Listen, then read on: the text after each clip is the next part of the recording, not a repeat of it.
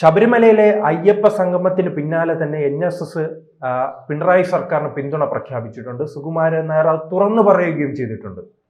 വരുന്ന തെരഞ്ഞെടുപ്പിൽ അത് LDFന് വലിയ ഗുണം ചെയ്യുമെന്ന് രാഷ്ട്രീയ നിരീക്ഷകർ പറയുമ്പോൾ UDFന്റെ BJPയുടെ അവസ്ഥ എന്തായിരിക്കും? അതിനു മുമ്പായിട്ട് കമ്മ്യൂണിസ്റ്റ് മാർക്സിസ്റ്റ് പാർട്ടിക്ക് ഇപ്പോൾ MM മണിയുണ്ട്, മണിയാശാൻ ഇടുക്കി.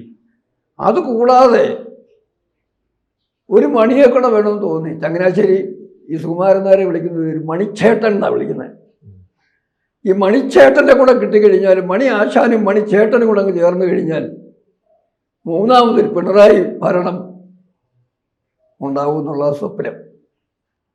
പക്ഷെ ആ ചർച്ചയിലേക്ക് പോകുന്നതിന് മുമ്പ് ആദ്യം ഒരു കാര്യം ഓർക്കണം. പിന്തുണ ഇപ്പൊ പ്രഖ്യാപിച്ചിരിക്കുന്ന സുകുമാരൻ നായരാ. അദ്ദേഹം പറഞ്ഞൊരു പിന്തുണ എന്ന് പറയുന്നത് രണ്ടു കൂട്ടരും അക്കാര്യത്തിൽ ഇടതുപക്ഷ വർഗീയ മുന്നണി, ഇടതു വർഗീയ മുന്നണി, കമ്മ്യൂണിസ്റ്റ് മാർക്സിസ്റ്റ് പാർട്ടിയുടെ, അതും തുടക്കം തൊട്ടേ അവസരവാദത്തിൻ്റെയും അടവ് നയത്തിൻ്റെയും ആശാന്മാരാണ്. ഒരു സ്ഥിരമായ രാഷ്ട്രീയ കാഴ്ചപ്പാടുമില്ലാതെ അധികാരത്തിന് വേണ്ടി അവസരവാദവും അടവ് നയവും ഇറക്കുന്ന ഒരു രാഷ്ട്രീയ പ്രസ്ഥാനമാണ് ഈ ഇടതു വർഗീയ മുന്നണി. അതുപോലെ തന്നെ ഈ പറഞ്ഞ സുകുമാരൻ നായരും സമദൂരം എന്നൊക്കെ പറയുമ്പോഴും ഒരിക്കലും സമദൂരത്തിൻ്റെ ആളായിരുന്നിട്ടില്ല. ഓരോ സമയത്തും വിലപേശലിന് വേണ്ടി ഓരോ മുന്നണിയോടും ചിലപ്പോൾ മൊത്തത്തിലുള്ള വിലപേശലായിരിക്കും, അല്ലെങ്കിൽ ചില മണ്ഡലങ്ങളിലുള്ള വിലപേശലായിരിക്കും. അതിനുവേണ്ടിയും രാഷ്ട്രീയത്തെ ഉപയോഗിക്കുന്ന, ഫലപ്രദമായി ഉപയോഗിക്കുന്ന ഒരു വ്യക്തി എന്ന നിലയിൽ സുകുമാരൻ നായരുടെ നിലപാട് ഇപ്പൊ തന്നെ നമുക്ക് അത് ഇടത് വർഗീയ മുന്നണിക്ക് അനുകൂലമാണെന്ന് ഉറപ്പായിട്ട് പറയാൻ പറ്റില്ല. ഞാനിത് പറഞ്ഞൊരു അടിസ്ഥാന കാരണമുണ്ട്. UDFല് സുകുമാരൻ നായർക്ക് താല്പര്യമുള്ള ഒരു മുഖ്യമന്ത്രി ഉണ്ടാകുന്നുള്ള സാധ്യത തുലം കുറഞ്ഞു വരികയാണ്. അതുകൊണ്ട് വലതു വർഗീയ മുന്നണിയിൽ സുകുമാരൻ നായർക്ക് താല്പര്യമുള്ളൊരു മുഖ്യമന്ത്രി വരുന്നത്, ഞാൻ പേര് പറയുന്നില്ല, ആളുകളെ ഗസ് ചെയ്യാം, സ്വന്തം സമുദായത്തിലെയോ അല്ലെങ്കിൽ മറ്റു തരത്തിലോ താല്പര്യമുള്ള ഒരു വ്യക്തിയെ കോൺഗ്രസിന്റെ UDFന്റെ പക്ഷത്ത് നിന്ന് വലതു വർഗീയ മുന്നണിയുടെ മുഖ്യമന്ത്രി സ്ഥാനത്ത് അവതരിപ്പിക്കുന്നതിനുള്ള ഒരു വിലപേശലിനുള്ള അടവ് തന്ത്രമാണോ ഇതെന്ന് നമ്മൾ ആലോചിക്കേണ്ടതുണ്ട്. അതുകൊണ്ട് അതിൻ്റെ ശരിക്കും പറഞ്ഞാൽ എന്തായിരിക്കും ഈ അണ്ടർസ്റ്റാൻഡിങ്ങിൻ്റെ പ്രഭാവം എന്ന് ചർച്ച ചെയ്യുമ്പം അതിനകത്ത് ഒത്തിരി ഈഫ്സ് ആൻഡ് ബട്ട്സ്, അതായത് ഒത്തിരി പക്ഷികൾ ചേർക്കേണ്ടി വരും. അതൊരു ഭാഗത്ത്. കാരണം ഇപ്പോഴും കൃത്യമായി നിലപാട് അറിയാൻ പറ്റില്ല. ഓർക്കുക, കഴിഞ്ഞ ഇലക്ഷൻ കഴിഞ്ഞപ്പം വോട്ട് ചെയ്തിട്ട് പുറത്ത് വന്നു കഴിഞ്ഞ ഉടനെ ആ വിരലിലെ മഷി ഉണങ്ങുന്ന ഒരു പ്രഖ്യാപനം നടത്തി. വിശ്വാസ സംരക്ഷണത്തിന് വേണ്ടി വിശ്വാസ ആചാരങ്ങളെയും വിശ്വാസത്തെയും ലംഘിക്കുന്നതിന് പണിയെടുത്തവർക്കെതിരെ വോട്ട് ചെയ്യാൻ ആവശ്യപ്പെട്ടു. പ്രത്യക്ഷമായിട്ട് കേട്ട് കഴിഞ്ഞാൽ അത് വലതു വർഗീയ മുന്നണിയെ സഹായിക്കാനുള്ള പ്രഖ്യാപനമായിരുന്നു. പക്ഷെ അവിടെ വേറൊരു കാര്യമുണ്ട്. അതിന്റെ എഫക്റ്റ് പ്രതീക്ഷിച്ചത് ഇങ്ങനെ ഇദ്ദേഹം പറയുമ്പോൾ, ഇദ്ദേഹം പറഞ്ഞാൽ വോട്ട് ചെയ്യുന്ന ആളുകളുടെ എണ്ണം വളരെ കുറവാണ്, ഇല്ലെന്ന് ഞാൻ പറയില്ല, വളരെ കുറവാണ്. അതിന് പകരം ഇദ്ദേഹം ഇങ്ങനെ പറഞ്ഞത് കൊണ്ട് ഇദ്ദേഹത്തിന്റെ സമുദായത്തിന്റെയും ജാതിയുടെയും നിലപാടിനെ എതിർക്കുന്ന ഒരു പ്രബലമായ ജാതി സമൂഹം കേരളത്തിലുണ്ട്. അവരുടെ വോട്ട് മറ്റപ്പെട്ട് വീഴും. അതിനാണോ ഇദ്ദേഹം ഇത് ചെയ്തെന്ന് പോലും അറിയാൻ പറ്റില്ല. എന്തായാലും അതൊക്കെ അവിടെ നിൽക്കട്ടെ. ഏതായാലും നമ്മൾ ഈ കാര്യം ചർച്ച ചെയ്യാൻ പോകുന്നത്, ഇനിയും ഏതെങ്കിലും കാരണവശാൽ മണി ആശാൻ, MM മണിയും മണിച്ചേട്ടനും ഒന്നിച്ചു നിന്ന് പിണറായിയെ മൂന്നാമതും കൊണ്ടുവരാൻ ശ്രമിക്കുകയാണെങ്കിൽ അത് എൻ്റെ പ്രഥമ വിശകലനത്തിൽ പിണറായിക്ക് ഗുണം ചെയ്യും. പിണറായിയുടെ മൂന്നാം ഭരണം ഉറപ്പാക്കുന്നതിന് സഹായിക്കും തന്നെയാണ് എൻ്റെ കണക്കൂട്ടൽ. അതിൻ്റെ കാര്യത്തിലേക്ക് ഞാൻ വരാം. കഴിഞ്ഞ തെരഞ്ഞെടുപ്പ് കഴിഞ്ഞപ്പം പിണറായിയുടെ വിജയം മഹത്തായ വിജയമാണെന്നൊക്കെ ആളുകൾ പറഞ്ഞപ്പം ഞാനൊരു ലേഖനം എഴുതി ഈ പുസ്തകത്തിൽ പ്രസിദ്ധീകരിച്ചു. ഈ പുസ്തകത്തിൻ്റെ പേര് കേരള രാഷ്ട്രീയം ഇടത് വലത് വർഗീയ മുന്നണികളോട് പൊരുതി വളരുന്ന ദേശീയപക്ഷമെന്നാണ്. അതിലെ തെരഞ്ഞെടുപ്പ് കാര്യത്തിൽ ഞാൻ എഴുതിയ ലേഖനം എന്ന് പറയുന്നതിൻ്റെ കേട്ടിങ് കേരള നിയമസഭാ തെരഞ്ഞെടുപ്പ് 2021 വളരാത്ത ഇടതുപക്ഷം, തളരുന്ന വലതുപക്ഷം, വളരേണ്ട ദേശീയപക്ഷം, ഇങ്ങനെ ഞാൻ കൊടുത്തിരുന്നു. ഇവിടെ ഞാൻ പറയാൻ വരുന്നത് 99 സീറ്റ് കിട്ടി കേരളത്തിൽ അധികാരത്തിലെത്തിയ പിണറായിയുടെ രണ്ടാം സർക്കാർ അത് വന്ന സാഹചര്യത്തിലും വളർന്നില്ല എന്ന് ഞാൻ പറഞ്ഞതിൻ്റെ കാരണം എന്താണ്? അതുപോലെ വലതു വർഗീയ മുന്നണി തളർന്നില്ല എന്നും പറഞ്ഞതിൻ്റെ കാരണം എന്താ ഞാൻ പറയാം. അന്ന് ആ പഴയ നിയമസഭയിൽ 96 സീറ്റാണ് ഇടതു വർഗീയ മുന്നണിക്ക് ഉണ്ടായിരുന്നത്. 99 സീറ്റ് കിട്ടിയവർക്ക് 3 സീറ്റ് കിട്ടിയ വളർന്നെന്ന് വേണമെങ്കിൽ പറയാം. പക്ഷെ ഒരു കാര്യമുണ്ട്, 96 ഞാൻ പറയാം. കേരള കോൺഗ്രസിനോട് കൂട്ടണം.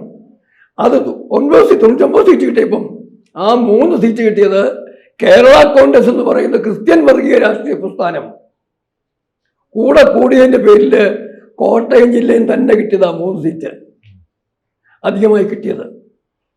അതേ സമയത്ത് തന്നെ വലതു വർഗീയ മുന്നണിക്ക് 42 സീറ്റ് ഉണ്ടായിരുന്നത് 1 സീറ്റേ കുറഞ്ഞിട്ടുള്ളൂ. അവർ തളർന്നെന്നും പറയാൻ പറ്റില്ലല്ലോ. അവർക്ക് 42 41. ഇവർക്ക് കിട്ടിയ പാർട്ടി ഏതൊക്കെയാ? കേരള കോൺഗ്രസ്, ജോസ് കെ മാണി വിഭാഗം, വീരേന്ദ്രകുമാറിന്റെ പാർട്ടി, INL, ഇതിനെയൊക്കെ ആ സമയത്ത് മുന്നണി ചേർത്തു. പിന്നെ വേറെ 2 സീറ്റ് കിട്ടിയത്, ഒന്ന് നേമത്തെ സീറ്റ്, O രാജഗോപാലിന്റെ സീറ്റ്, അത് തിരിച്ചു പിടിക്കുന്നത് UDF സഹായത്തോടു കൂടിയാണ്. പിന്നെ PC ജോർജിന്റെ സീറ്റ് പിടിച്ചത്. പിന്നെ പോയിട്ട് UDF നഷ്ടപ്പെട്ട 1 സീറ്റും. അങ്ങനെയാണ് 99 കിട്ടിയത്. ഇനി ശതമാനത്തിന്റെ കണക്കെടുത്താലോ, LDF ആയ ഇലക്ഷന് പോകുമ്പം 43.1% വോട്ട് അവർക്കുണ്ടായിരുന്നു. അതവര് 2.54% കേരള കോൺഗ്രസിന്റെ, 1.4% വീരേന്ദ്രകുമാറിന്റെ പാർട്ടിയുടെ, 0.66% ഈ പറയുന്ന INL-ന്റെ. ഈ 3 വോട്ടും കൂടെ ചേർന്നപ്പം അവർക്ക് 47% വോട്ട് കിട്ടണമായിരുന്നു. 47% വോട്ട് കിട്ടണമായിരുന്നു. ആ ഇലക്ഷന് കിട്ടിയ വോട്ട് 45.33%. ഇപ്പം വളർന്നോ തളർന്നോ? സീറ്റ് ഇൻടാക്റ്റായിട്ട് ഇരുന്നെങ്കിലും വളർന്നോ തളർന്നോ? തളരുകയാണ് ചെയ്യുന്നത്. അതേ സമയത്ത് അതേ ഇലക്ഷന് UDF, അതായത് വലതു വർഗീയ മുന്നണിക്ക് കേരള കോൺഗ്രസിന്റെ വോട്ട് കൂടെ പോയ ശേഷം അവർക്ക് 34.69% വോട്ട് അന്നേരം കിട്ടേണ്ടുണ്ടായിരുന്നുള്ളൂ.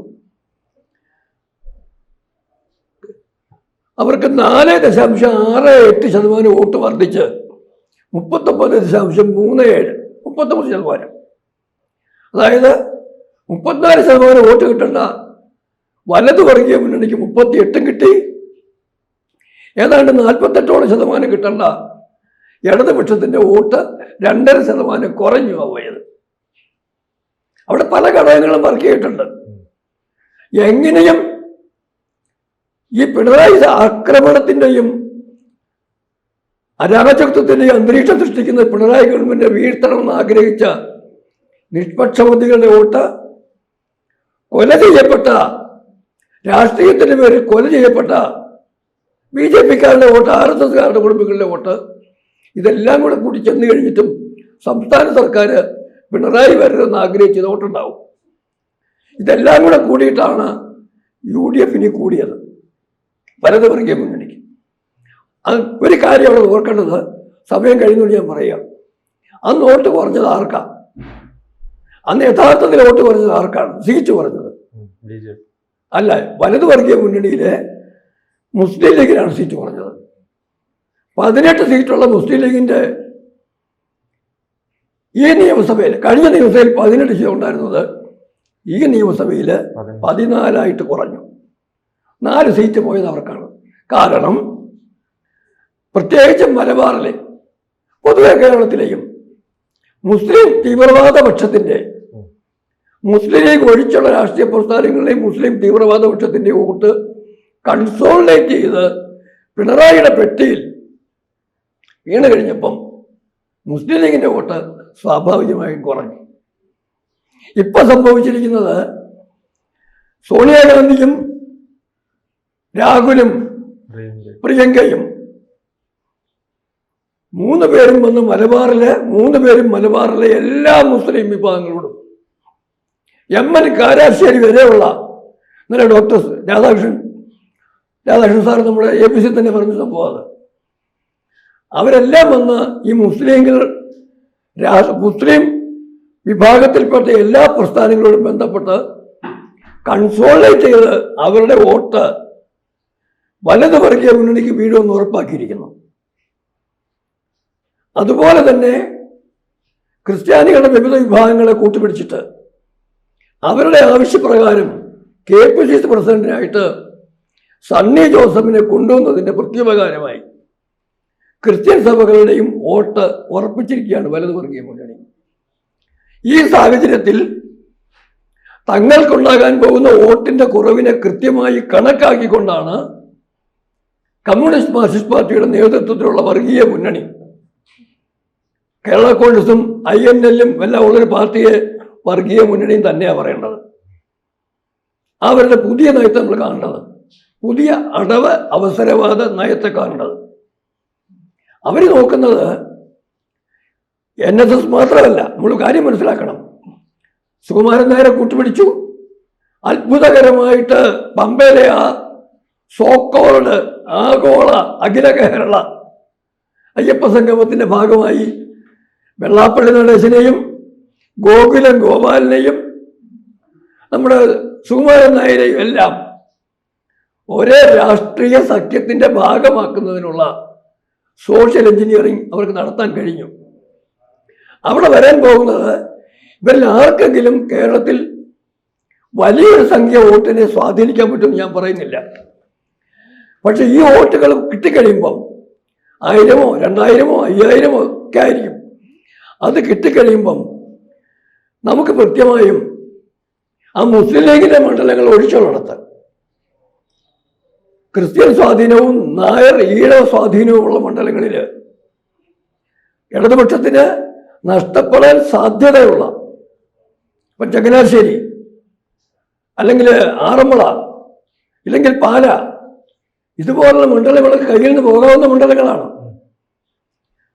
അങ്ങനെയുള്ള കുറേയധികം മണ്ഡലങ്ങൾ തിരിച്ചു നിലനിർത്താൻ കഴിഞ്ഞാൽ ഇടതുവർഗീയ മുന്നണിക്ക്, അതിനോടൊപ്പം തന്നെ വേറൊരു കാര്യം കൂടെ ഞാൻ പറയുക, സമയക്കുറവുകൊണ്ട് പറഞ്ഞു പോവുക, നിയമത്തെ ചെയ്തതുപോലെ മറ്റ് പലയിടങ്ങളിലും ചെയ്തിട്ടുള്ളതുപോലെ BJPയെ തോൽപ്പിക്കുക എന്നുള്ളത് ഞങ്ങളുടെ ജന്മലക്ഷ്യമാണെന്ന് കരുതി ന്യൂനപക്ഷത്തെ പ്രീണിപ്പിക്കാൻ വേണ്ടി BJPയെ തോൽപ്പിക്കുന്നത് ആ ചുമതലയെടുത്ത് ആത്മഹത്യാപരമായ നിലപാടിലേക്ക് പോവാതെ BJP പിടിക്കേണ്ട സീറ്റ് BJP പിടിച്ചോട്ടെ.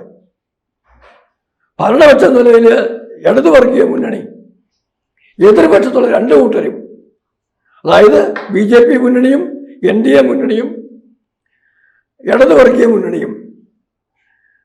വലതുവർഗീയ മുന്നണിയും രണ്ടായിട്ട് നിന്ന് പിടിക്കാവുന്ന സീറ്റ് പിടിച്ചോട്ടെ.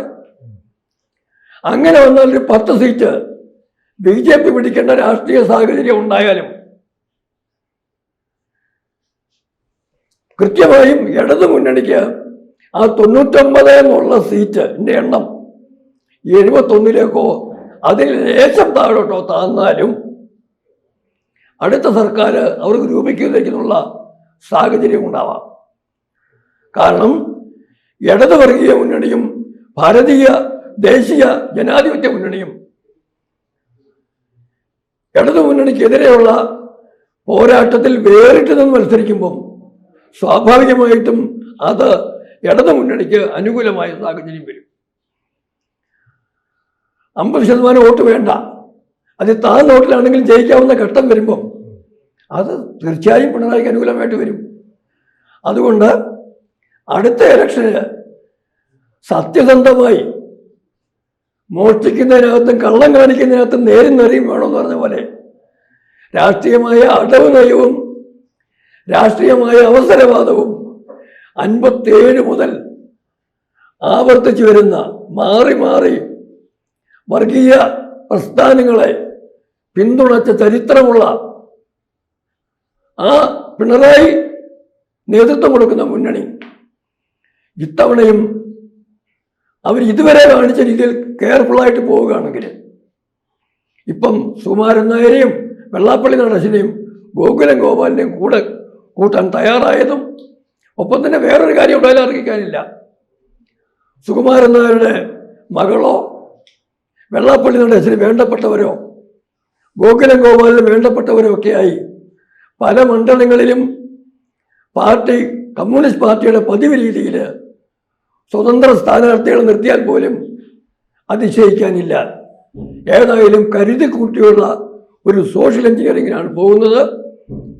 ഇതിൻ്റെ നേട്ടം, ഒന്നാമത്തെ നേട്ടം ഇടത് വർഗീയ മുന്നണിക്കും, രണ്ടാമത്തെ നേട്ടം നിർണായകമായ സംഖ്യ നിയമസഭയിൽ നേടിയെടുക്കാൻ കഴിയുന്നതുകൊണ്ട് ദേശീയ ജനാധിപത്യ മുന്നണിക്കും BJPക്കും തകർച്ച ഉറപ്പായി കാണാൻ കഴിയുന്നത് വലത് വർഗീയ മുന്നണിക്കും കോൺഗ്രസിനുമായിരിക്കും എന്നതാണ് എൻ്റെ പ്രതീക്ഷ. കൂടുതൽ വാർത്തകളും വിശേഷങ്ങളും നിങ്ങളിലേക്ക് എത്താൻ ABC മലയാളം സബ്സ്ക്രൈബ് ചെയ്യുക, ബെൽ ബട്ടണും അമർത്തുക.